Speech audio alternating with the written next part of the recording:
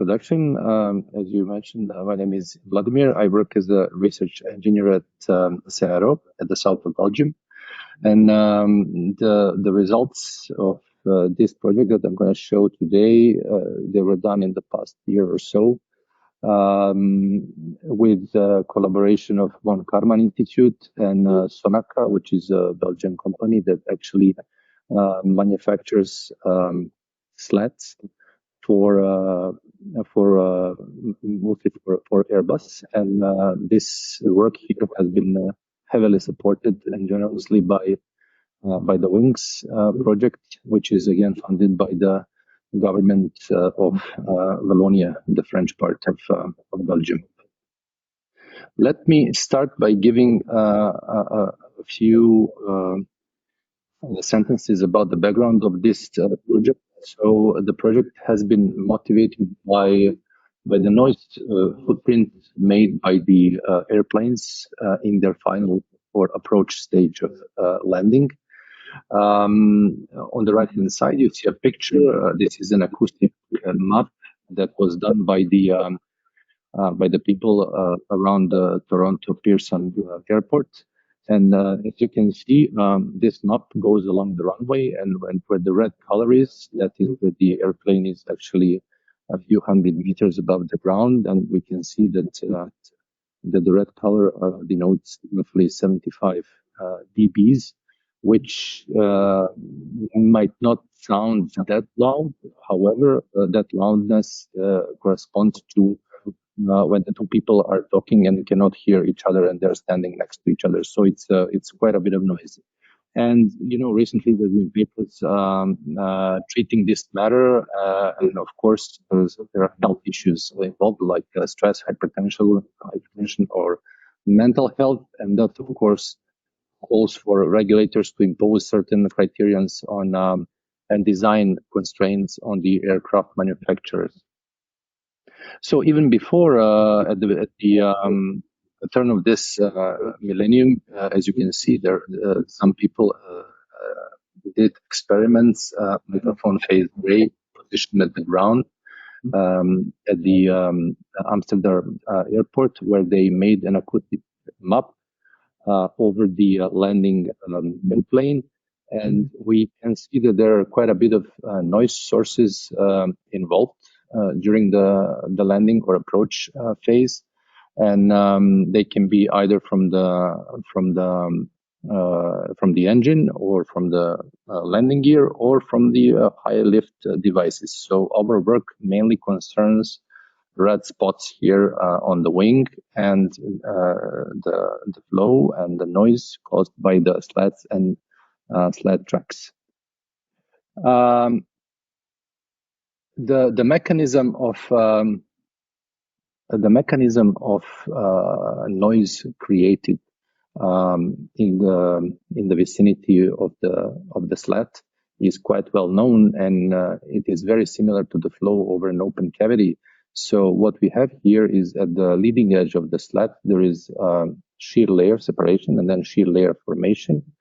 Due to Kelvin-Helmholtz instabilities, there are vortices created, and then they grow up in size, and they hit the trailing edge of the slat, and this event contributes to the tonal component of the acoustic spectra. Then this shear layer wraps up here in the region called a slat cove. And while the flow is spinning, it contributes to the broadband components of the acoustic spectra. And some of the vortices escaped here through the gap, and they get distorted and squished by the flow that is going over the slat track. And this is also contributing to the broadband part of the spectra. However, we are not actually here only concerned by the flow around slat track and noise created due to by the slats, and noise caused only by the slats. We are also concerned by the slat tracks, which are beam-like structures that actually are used to connect the slat to the main part of the wing.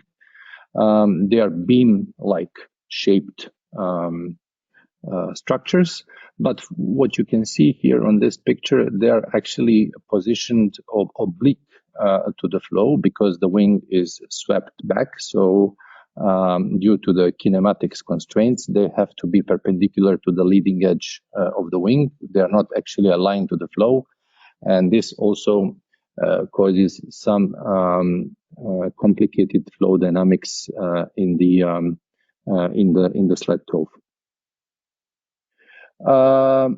So what we actually did in this work, we took a computational domain that is actually periodic planes are positioned halfway in between two consecutive slat tracks, and then we took a slat track in the middle of a swept back wing. Just to give you order of magnitude, the wingspan here is 1.2 meters, and the chord here is 0.6 meters. I think this is the wing of scale down, of course, of the Airbus A320. And then we did simulations with two different slat tracks. One that is called I, because it's I-shaped like beam, and pi, which is a wider I track, but it has it's toothed here so that the gear can actually move over this toothed section and deploy the slat. Here, the gear is actually just a round cylinder, and it's propelled by the friction. So this is the original CAD, and this is the featured model for CFD simulation. So it's very little defeatured. That's the whole point. So to keep all the sharp edges and cavities that are facing the high-speed flow that is accelerated here in between the slat and the main part of the wing. The far field boundary condition is positioned, if I remember, around 100 quarts radius from the wing. SU2 is used as the solver. Of course, here are some features of the configuration file. Of course, we did unsteady simulations,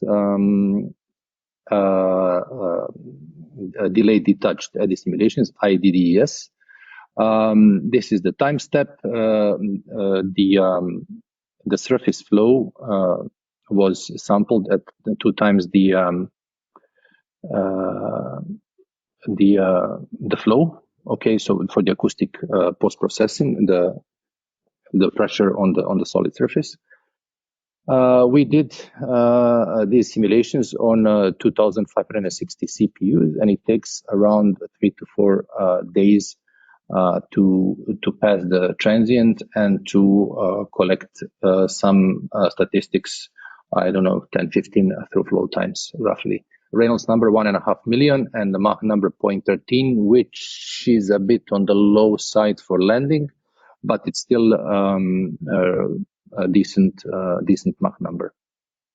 Computational grid was generated by the American mesher. It is not well known. Symmetrics, maybe some of you know it. For me, it was new, but those are the tools that were at the disposal at the time. So 45 meters per second incoming flow, and we did simulations for 10 and 20 degrees angle of attack. I initially did for 20, but then I did it for 10 because along the simulations, there were experiments going on performed by the guys from the von Karman Institute and at the TU Delft low turbulence wind tunnel. 10 degrees was the maximum angle they could use in the experiments because of the blockage effect of the wind tunnel.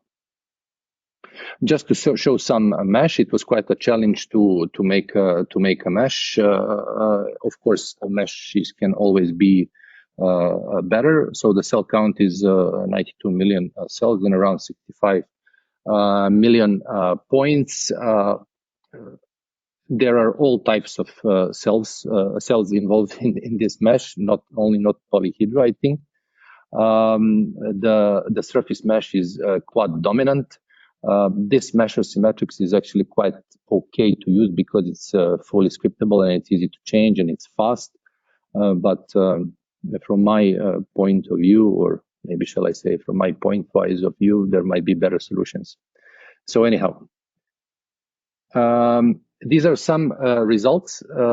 First, from static pressure probes that are there were many of them positioned here along these two dashed red lines, and I'm showing results for iTrack and at two different angles of attack, 10 and 20 degrees. At 10 degrees, of course, every time we have to do unsteady simulation, we have to start from the converged run simulation, well converged. So we use that run simulation actually to compare it with the unsteady simulation. And for 10 degrees angle of attack, they actually quite match both experiments, runs, and DDS. For 20 degrees, we see here that there is flow separation because the pressure coefficient goes flat here,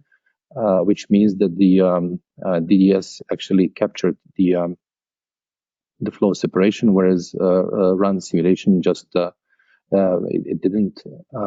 So at higher angles of attack, there is definitely incentive to use unsteady simulations to capture the flow separation.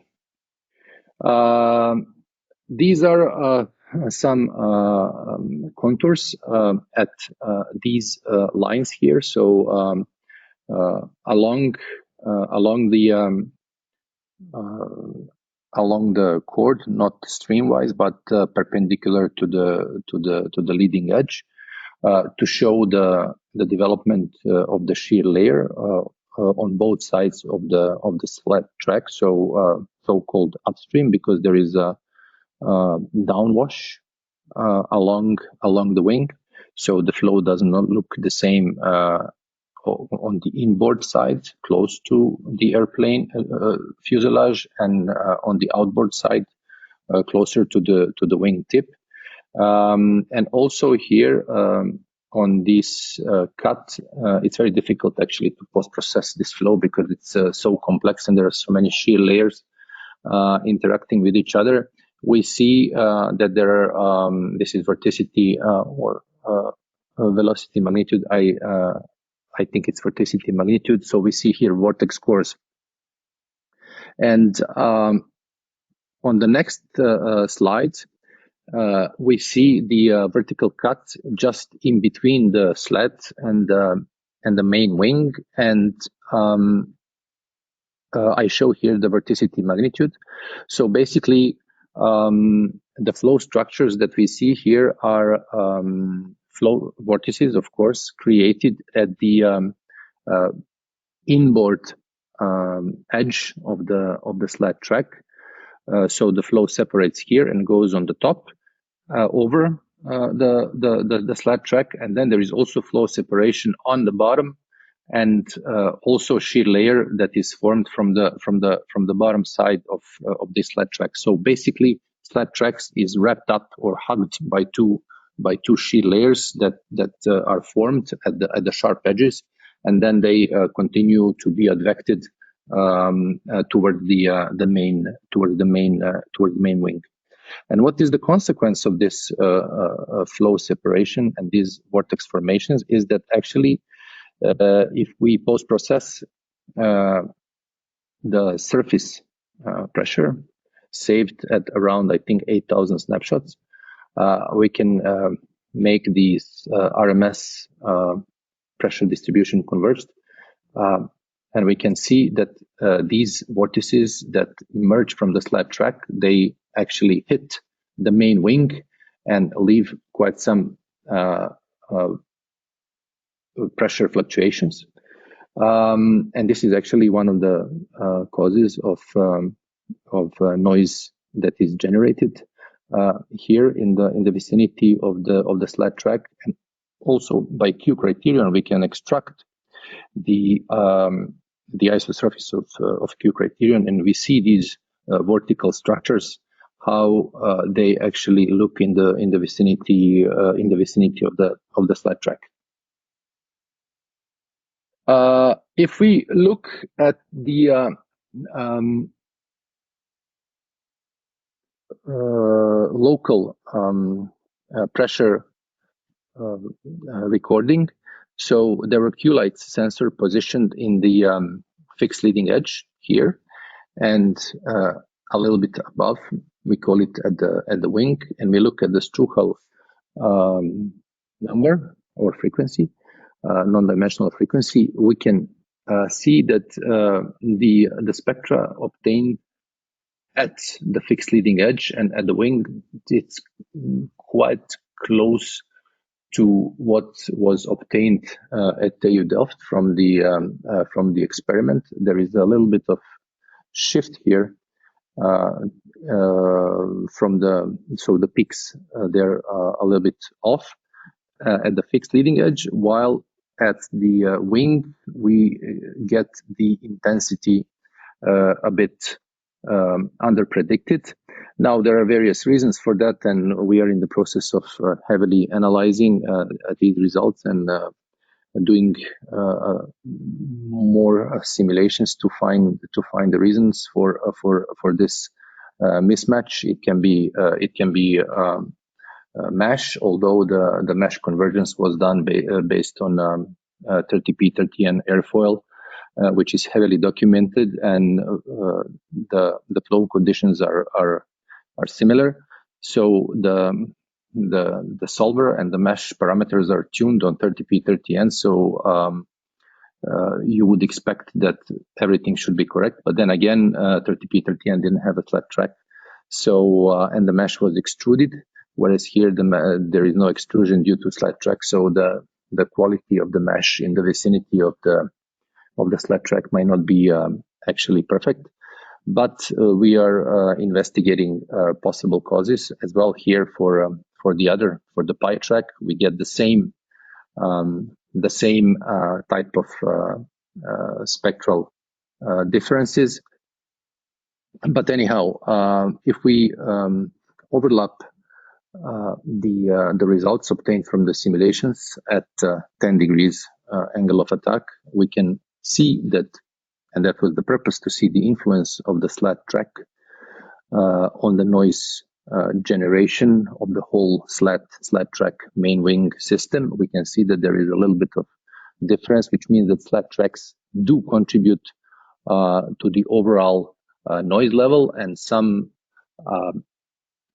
geometrical changes have to be done to try to reduce the influence of the Slat tracks. To conclude, the SU2 as a tool proved to be very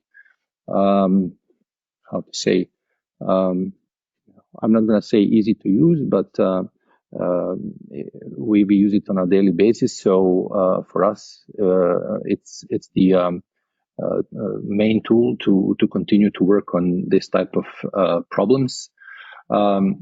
We will in the future try to implement some small tweaks in the geometry of these Slat tracks to see how is that going to affect the overall noise level. However, I must mention that it's not easy because the noise level can be improved, but if the aerodynamics of the whole system is jeopardized, then the whole thing is not going to be accepted, because yes, that's the prerequisite to change anything in aviation industry. So aerodynamics should not suffer from anything, or structural integrity as well. So we are in the process of implementing and testing Fox-Wheeler and Hawkins acoustic analogy to be able to predict the far field signal based on the results, either based on the penetrable surface formulation or solid surface formulation. The big problem is of course the the amount of hard disk space that is needed to save all the snapshots. And I wish SU2 didn't save velocity components on solid surfaces, so they could that could actually halve the memory consumption. But anyways, it is what it is. I would just like to acknowledge the institute I'm working for, Cenaero, for being an extremely nice environment and to work every day. My colleagues, also HPC infrastructure of Cenaero. We have a cluster called Lucia, where we can always get CPU hours and all the fundings that is coming from the government of Walloon region of Belgium. Thank you. If you have some questions, I'm glad to answer.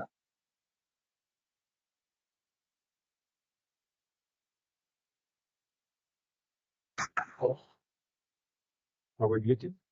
Now we're unmuted. Now we're back. So thank you, Vladimir. It's time for one quick question. All right. Andrea, go there. Hi, Vladimir. Andrea here. Hello. So the mesh convergence was done on the 30P 30N based on RANS simulations.